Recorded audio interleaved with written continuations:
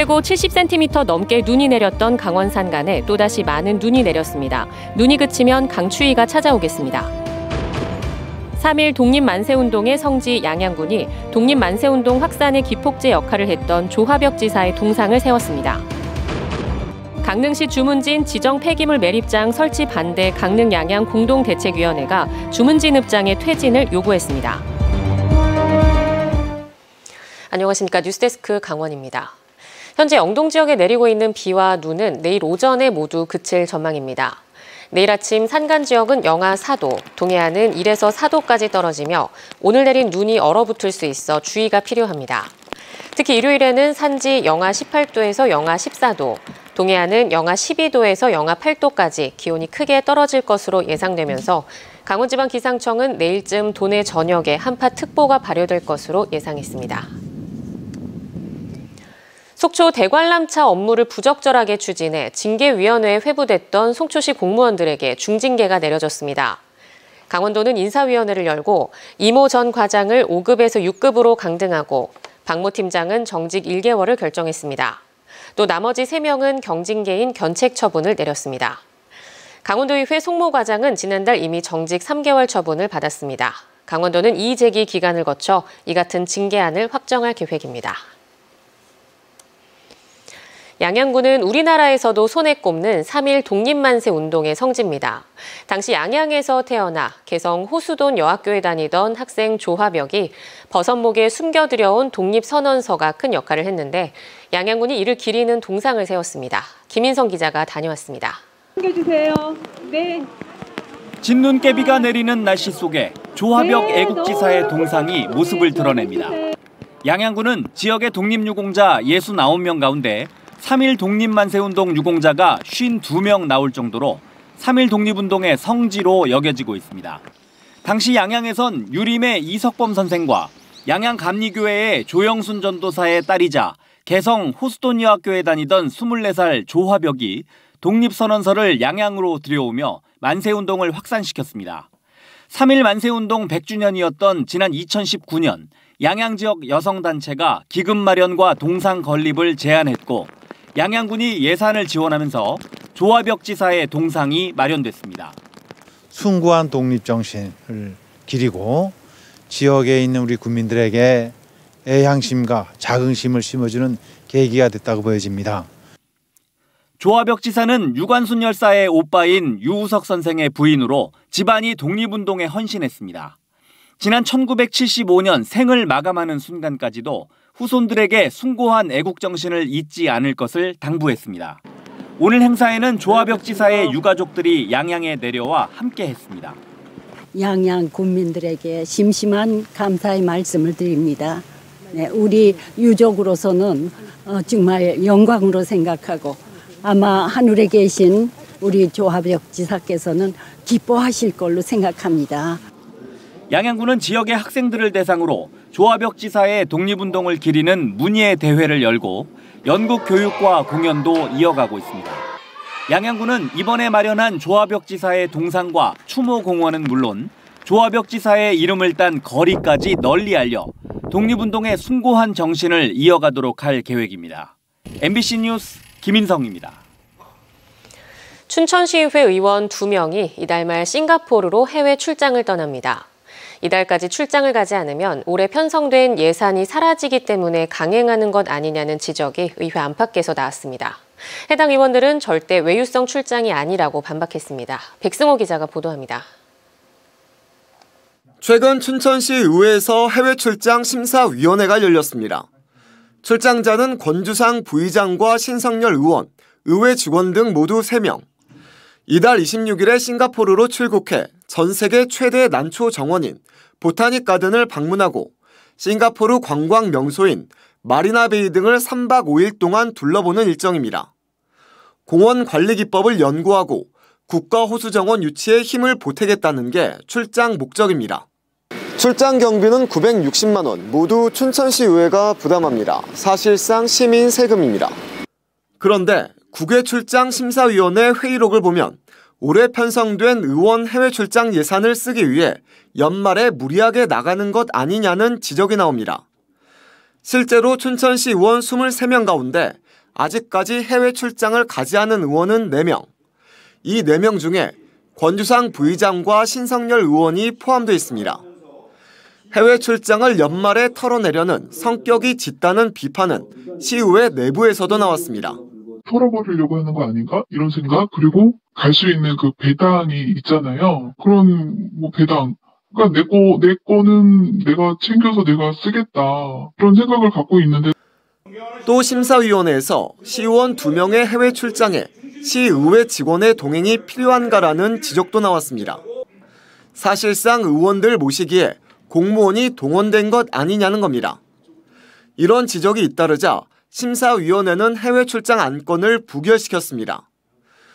하지만 신성열 의원이 재심을 요구했고 3일 만에 열린 심사위원회에서는 결과가 뒤집혔습니다. 이번 출장이 싱가포르 도시 재개발청과 국립공원위원회도 방문하는 공무 출장이고 다녀오면 결과 보고서뿐 아니라 공개 간담회까지 열어 평가받겠다는 의원 측의 주장이 받아들여진 겁니다. 보고회를 열겠습니다. 그래서 제대로 그 국외 공무 출장이 이루어졌는지 그때 보고 판단해 주시고 질타를 해 주시면 저희들 겸허히 받고 그거에 실망시키지 않게 충분히. 일부에서는 심사위원회가 열리기 전에 비행기표를 예약하고 현지 안내인도 구해놔 심사위원들이 어쩔 수 없이 승인해줬다는 의혹을 제기하는 등 논란이 이어지고 있습니다. MBC 뉴스 백소입니다. 강릉시 주문진 지정 폐기물 매립장 설치 반대 강릉 양양 공동대책위원회가 주문진 읍장의 퇴진을 요구했습니다. 공동대책위원회는 기자회견을 열고 매립장을 둘러싼 갈등이 지역 발전에 걸림돌이 된다는 문자 메시지를 기관 단체장과 이장들에게 보냈다며 생업을 뒤로하고 반대운동을 하는 주민들에게 읍장이 망언을 쏟아내며 갈등을 일으키는 만큼 자리에서 물러날 것을 촉구했습니다. 주문진 읍장은 이에 대한 해명 요청에 별다른 답을 내놓지 않았습니다.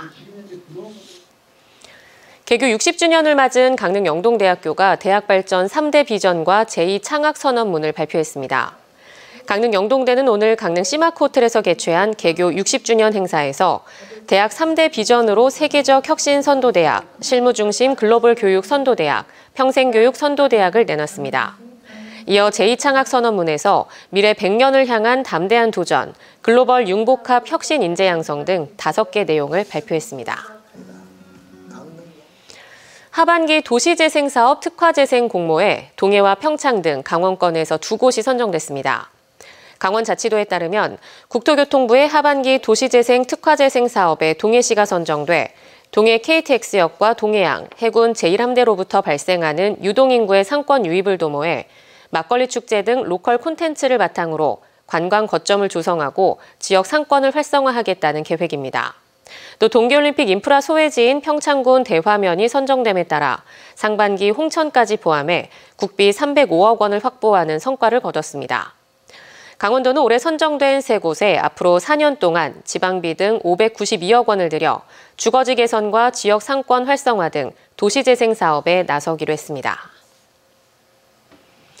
삼척시에 국내 최초의 수소 R&D 특화도시 실증단지가 건립돼 오늘 오후 준공식이 열렸습니다. 삼척 수소 R&D 특화도시 실증단지는 교동 1원 8천여 제곱미터 부지에 총 사업비 316억 원이 투입돼 수소에너지 연계형의 일반주택 2동과 태양광주택 3동, 수소주택 1동 등 타운하우스 11동과 커뮤니티 센터 홍보관으로 구성됐습니다.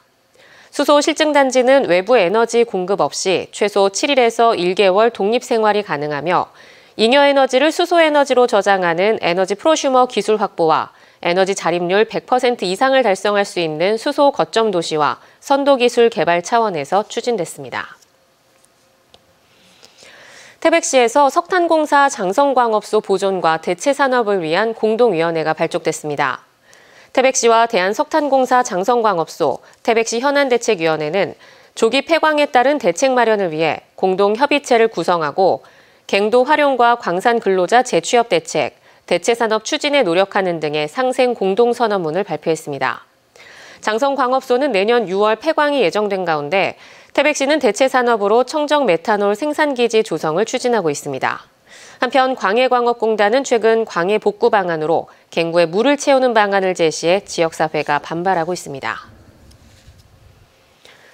태백시 동점 산업단지에 입주한 기업들이 공장을 준공하며 가동률을 높이고 있습니다.